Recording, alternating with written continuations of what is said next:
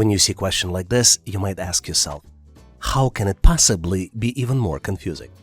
But the reality is that the answer to the question I'm about to show you is very simple.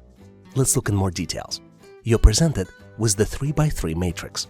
Two of the shapes in the matrix are missing. They are located in the bottom row. And you have four possible choices for the answers. Choices A, B, C, and D. Take a close look. The solution is not obvious, but it is very simple. Give yourself 10 to 20 seconds, maybe go to 30 seconds by pausing this video to see if you can come up with the answer on your own. Are you ready? Let's continue to see how we can get to the correct solution together. As I mentioned, the answer to this question is very simple. The pattern is represented in each row by decreasing number of diamonds. Let's look at the top row. You see that the top left square contains 4 black diamonds. The middle square in the top row contains only 3 diamonds. And then the right square in the top row contains only 2 diamonds. In the second row, the pattern reverses, and it goes from right to left. And you see the same pattern of the white diamonds. 4 goes down to 3 and then goes down to 2. So in the bottom row, we need to follow the same pattern.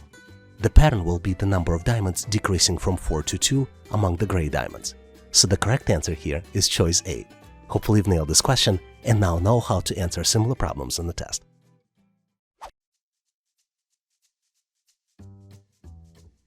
I am very excited to present you with simple but at the same time very tricky question, which tests your math skills as well as attention to details.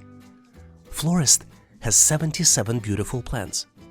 All but 7 were sold. How many plants are left? You have 4 different choices. Choice A, 7. Choice B, 77. Choice C, 70. And choice D, 84. Do you think you know the answer? Let's continue to see how we can get to the correct solution together. The answer to this question is very simple. 7 plants are left. The answer is hidden in the tricky worded sentence, all but 7 sold. So the correct answer here is choice A, 7. Hopefully you've read this question correctly, understood it very well, and solved it on your own. Some of you might disagree, but calculating missing numbers is one of my favorite types of questions. A lot of times, you are presented with the 3x3 matrix, typically a square, which has small squares inside. In our case, we have numbers in the different colors presented in the smaller squares inside the larger square. The numbers are 521, 233, 4 and 4. And then one number is missing, and this is the one that you need to calculate. Once you complete the calculation, you need to select one of the 4 different choices. Choice A, 0, choice B, 1, choice C, 2, and choice D, 3. Take a look closely and see if you can identify the missing number. Give yourself 5 to 10 seconds, maybe 10 to 15 seconds, to see if you can come up with the right solution. Do you see the answer? Let's continue to see how we can solve this challenge and get to the correct solution together. As usual, my advice to you, always look for patterns. In this particular case, we need to look at the patterns inside the rows and then inside the columns. Let's look at the first 2 rows to see if we can get a pattern. The sum of 5 plus 2 plus 1 equals to 8. The sum of 2 plus 3 plus 3 also equals to 8. So there might be a pattern. Let's look if there is a pattern for the columns that have full sets of numbers. 5 plus 2 plus 4 equals 11. 2 plus 3 plus 4 equals 9. So there is no pattern. In this case, we can relatively simply use the pattern from the rows. This would allow us to calculate the third row. If we know that the sum should be 8, we can assume that the 4 plus question mark, which would be representing the missing number, would be equal to 8. So the missing number would be equal to 0. The correct choice here is choice A, 0. Hopefully you've nailed this question on your own and now know how to answer similar problems on the test. I'm excited to share with you a cool question, which is easy to understand, but which doesn't have an obvious answer. You're presented with the 2x3 matrix. This matrix has arrows inside. There are 2 types of arrows, solid arrows, and then there are arrows that consist of 3 different shapes. There are 6 possible spaces in the 2x3 matrix. 5 shapes are present, and one shape is missing. You're presented with 4 different choices to identify the missing shape, which is highlighted by the question mark. You have choices A, B, C, and D. Give yourself 10 to 15 seconds to see if you can identify the right answer. Did you figure out the correct answer? Let's continue to see if we can get to the correct solution together. To solve these types of challenges, you always need to look for patterns. And there are 3 different patterns present in this sequence. Let's look at the pattern 1. If we start from the upper left corner and go clockwise, you see that the arrows change alternatively in each subsequent box. Second pattern is that inside the box, solid arrows rotate clockwise. And then the third pattern, which is a little harder to identify, is that the previous arrow points to the next arrow's start. This is why the missing part, the part that you would need to identify, contains an arrow placed in the right corner pointing to the left. So the correct answer here is choice B. Hopefully you've nailed this question and now know how to answer similar problems in the test. But in case you need more problems and solutions, please make sure to check out my ebook in the description section of this video.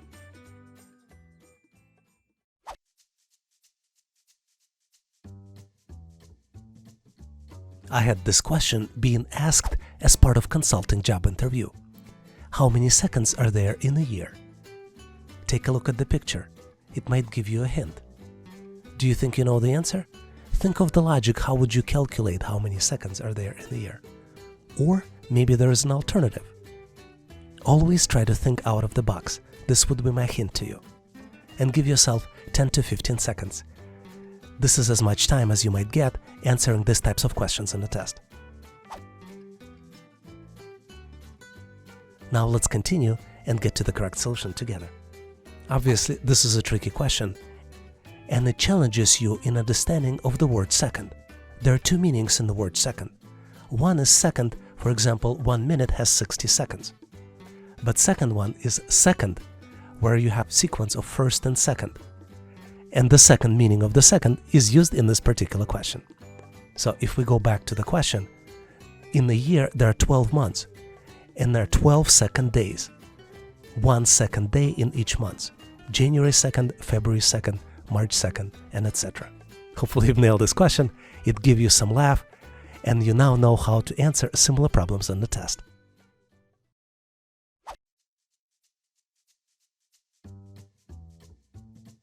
Here's the question that on the surface seems very, very hard to solve.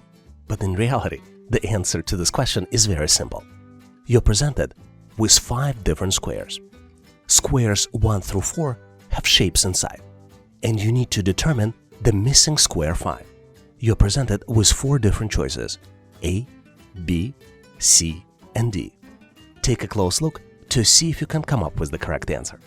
Maybe give yourself 5 to 10 seconds, or maybe longer, 10 to 20 seconds. This is about as much time as you'll get on a real test. Did you figure out the answer? Let's continue to see how we can solve this challenge and get to the correct solution together.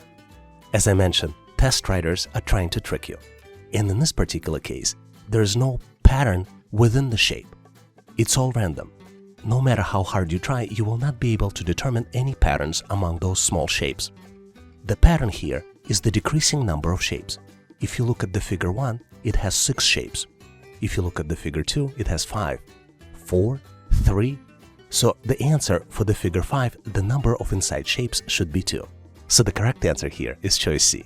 Hopefully you nailed this question and now know how to answer similar problems on the test.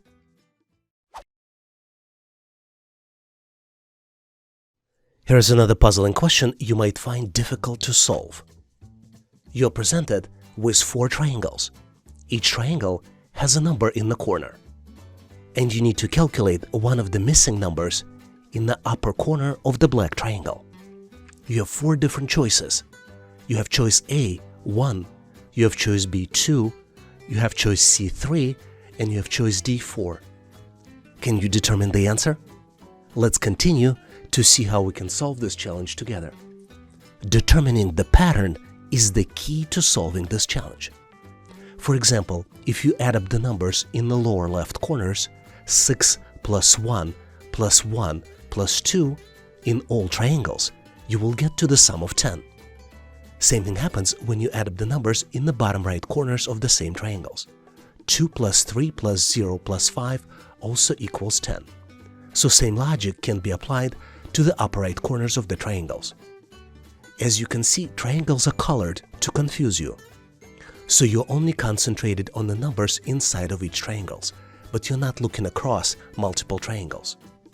The correct answer to this problem is choice A, 1, because this is the math of getting into 10 with the missing number. Hopefully you've nailed this question and now know how to answer similar problems on the test. A lot of times you might be presented with the question on the test that will try to determine your knowledge of English words as well as how quickly you can extract these words from your memory. In this particular case, we are looking at 4 letters: Q, A, and U, and you need to guess the word by combining these letters. Do you see the word?